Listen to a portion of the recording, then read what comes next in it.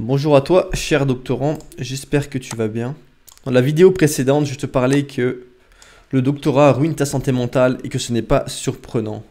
Que le doctorat était associé à une augmentation de la prise de médicaments psychiatriques, d'hospitalisation, de troubles dépressifs, d'anxiété et d'idées suicidaires. Un facteur qui était associé à l'augmentation de ces troubles était le nombre d'heures travaillées. Le nombre d'heures travaillées par semaine. Donc dans cette vidéo, j'ai envie d'élaborer un peu avec toi le nombre d'heures travaillées. Est-ce que c'est causal? Est-ce que c'est une conséquence? Une conséquence d'autre chose? J'ai envie d'aller un peu plus loin avec toi et essayer de voir en pratique qu'est-ce que tu peux faire en tant que doctorant pour justement surmonter ces problèmes, surmonter ce nombre d'heures travaillées et peut-être travailler moins, travailler plus, essayer de comprendre ce qui peut fonctionner le mieux pour toi. Donc ce qu'ils ont observé, c'est que c'était bien corrélé. Est-ce que ça veut dire que c'est causal? Pas forcément.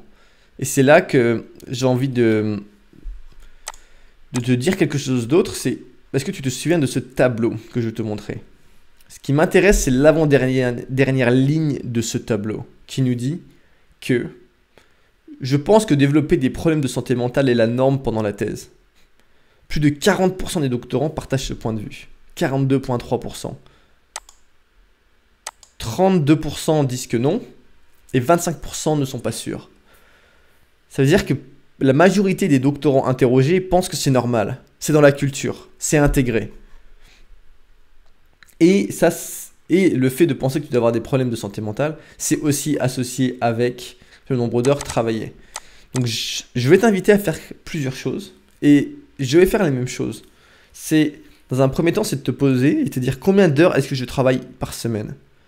À quelle heure je commence, je m'assois devant mon ordinateur où je vais faire X actions, ça dépend de ta thèse, de ce que tu fais, et à quelle heure est-ce que j'arrête.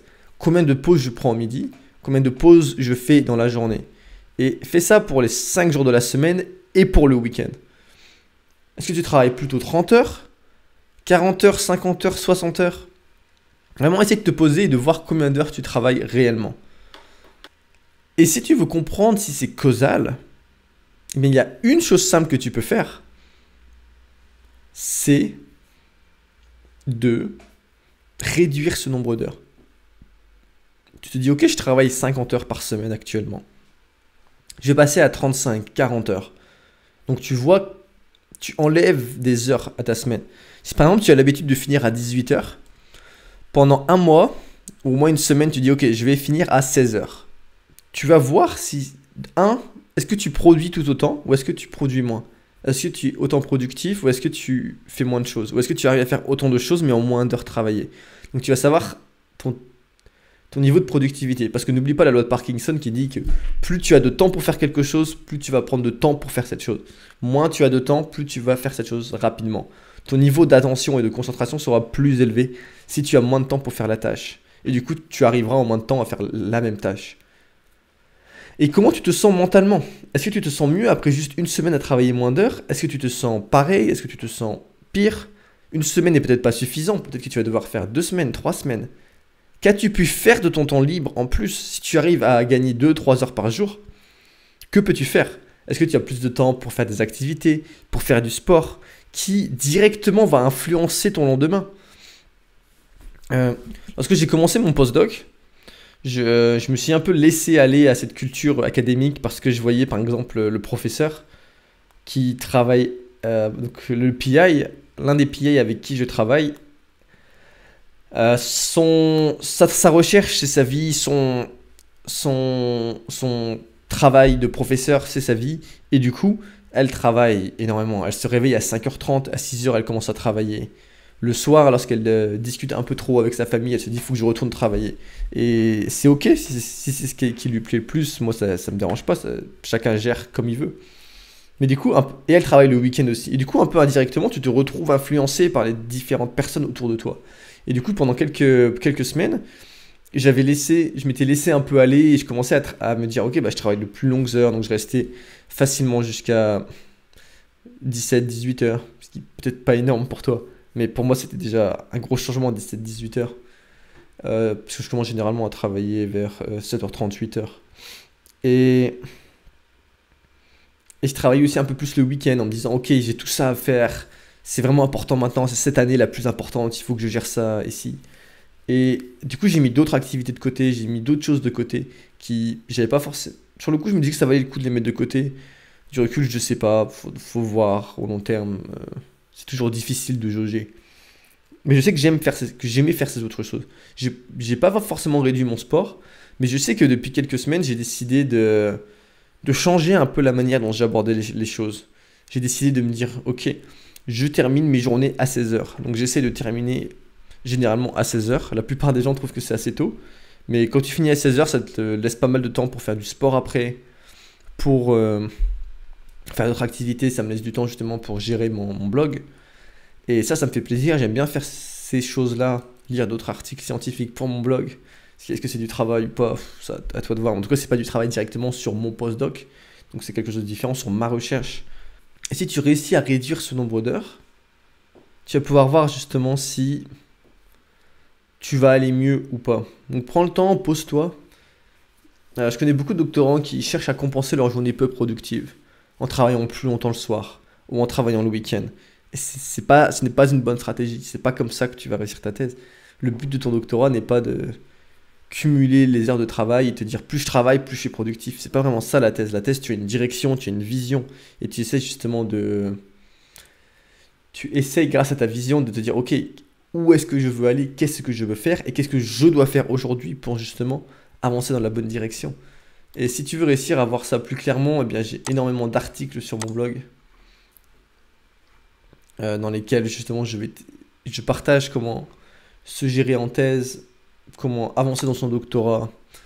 Et si tu veux aller encore plus loin et faire quelque chose de vraiment concret, je t'invite à suivre mes formations, planifier intelligemment chaque jour. Ça va vraiment t'aider à ne pas travailler justement jusqu'à 18, 19, 20 heures et à t'arrêter, à te mettre une limite, à te dire ok, j'arrête de travailler à 16 heures et ensuite je reprends. C'est ce que je fais depuis quelques semaines et ça fonctionne bien, j'aime bien, j'arrête de travailler à 16 heures. Quand c'est possible, de temps en temps, j'ai besoin de faire 16h10, 16h20. Mais je teste cela et je te dirai au long terme ce que ça donne, si c'est ce qui fonctionne le mieux. Mais je sais que quelque chose que j'ai tendance à faire quand tu restes plus longtemps, c'est que tu te retrouves à juste passer plus de temps à regarder tes emails. On peut facilement passer beaucoup de temps et perdre beaucoup de temps sur les emails. Donc ce que je t'invite à faire si tu veux optimiser ton temps quand tu es en thèse, j'ai aussi un article justement sur les emails, mais où je t'explique vraiment comment gérer tes emails, ou comment, du moins, je gère mes emails et comment tu peux peut-être essayer pour voir si ça fonctionne pour toi de les gérer de de cette manière ou pas. Mais ce que je fais avec mes emails, c'est que ce que j'aimerais faire mieux, parce que je le fais pas assez bien, c'est déjà tu n'es pas obligé de regarder tes emails dès que tu te réveilles. Donc moi j'ai pas l'application, mais je connais des gens qui reçoivent toutes les notifications sur leur téléphone. Donc dès que tu te réveilles, hop, tu as les emails en face de toi. Si tu as un email qui est un peu chiant, ta première pensée du matin, c'est ou email, faut que je réponde à ça, ou j'ai eu ce rejet, j'ai eu ce truc. Tout directement, ta première pensée, c'est négatif, c'est mauvais. Pourquoi? Supprime ça. Enlève les emails de ton téléphone, tu n'en as pas besoin.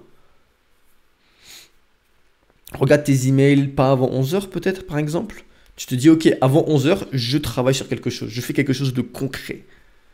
Je rédige, j'avance. Et après 11 heures, tu te donnes une demi-heure, une heure, selon ton nombre d'emails. Quand tu as un doctorat, tu reçois pas tant d'emails que ça. Postdoc, PI, tu reçois bien plus d'emails déjà. Mais en doctorat, ça va encore. Du coup, c'est peut-être gérable, mais ne commence pas ta journée par tes emails. Donne-toi des blocs d'emails, des blocs durant lesquels tu regardes tes emails. Si tu peux même les bloquer. Tu peux bloquer tes emails si tu en as envie. À toi de voir ce qui fonctionne le mieux pour toi. Mais je t'invite justement à penser à ta manière dont tu gères tes emails, à penser à la manière dont tu es dispersé pendant la journée.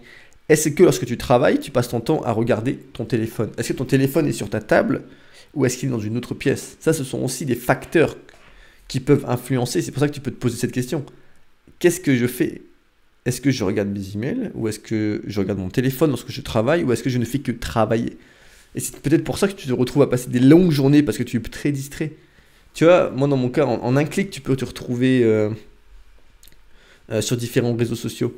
C'est quelque chose sur lequel j'ai envie de faire quelque chose, c'est d'avoir mon propre mon propre Chrome, Google Chrome ou mon propre, peu importe, j'utilise Chrome dans lequel j'ai accès à aucun de mes réseaux, à aucun réseau social et dans lequel je vais simplement avoir mon email de travail et encore peut-être pas, mais juste pour chercher des choses. Donc j'imagine que ce serait se déconnecter ou ouvrir peut-être juste le mode incognito. Maintenant, est-ce que j'ai envie que ça enregistre? Je ne sais pas exactement. Mais si tu as un conseil, n'hésite pas à le partager en dessous de la vidéo. Et moi, je te dis à bientôt. Et avant, dis-moi combien d'heures, commente dans la vidéo combien d'heures tu travailles par semaine, combien d'heures tu aimerais travailler par semaine. Je serais très curieux de savoir justement combien d'heures tu travailles par semaine et si tu aimerais travailler moins d'heures. Par exemple, pendant ma thèse, je m'étais dit que je voulais avoir du temps pour moi. Je voulais ne pas travailler trop d'heures. Je voulais justement avoir du temps pour faire les autres choses. Je voulais ne pas sacrifier ma santé mentale pour ma thèse et je m'étais dit que c'est pour cela que c'était important de ne pas y passer trop d'heures par semaine. Du coup, bien qu'il y a certaines périodes durant lesquelles je travaillais un très grand nombre d'heures sur ma thèse, il y a aussi de nombreuses périodes durant lesquelles je ne travaillais pas l'après-midi sur ma thèse, par exemple. En plus de ça, il y a aussi d'autres périodes durant lesquelles au lieu de travailler sur ma thèse, par exemple pendant l'été, j'avais décidé que je travaillerais peu sur ma thèse et du coup je suis allé dans ma famille et j'ai passé 1 mois et demi, 2 mois dans ma famille à très peu travailler, à être plus ou moins en vacances. Et en plus de ça, pendant ma dernière année de thèse, j'ai pu passer 4 mois en Nouvelle-Zélande, durant lesquels bien sûr j'ai travaillé, mais j'ai aussi pu en profiter pour bien voyager, visiter le pays, etc. Et du coup, ce que je t'invite à faire, c'est penser comment est-ce que je vis ma thèse, comment est-ce que je veux que ma thèse soit, comment est-ce que ma thèse doit être. Et si tu prends le temps de te poser, de réfléchir à ce que tu veux de ta thèse, à ce que tu veux que ta thèse devienne, comment veux-tu que ta thèse soit, eh bien si tu fais cela, je pense que tu peux justement réussir à avoir la thèse que tu veux. Et ça, j'en parlerai dans la vidéo de demain. Donc je t'invite à t'abonner et à aller voir la vidéo et à attendre demain pour voir la vidéo dans laquelle je te parle de comment devenir l'architecte de son doctorat. Je te dis à bientôt. Ciao.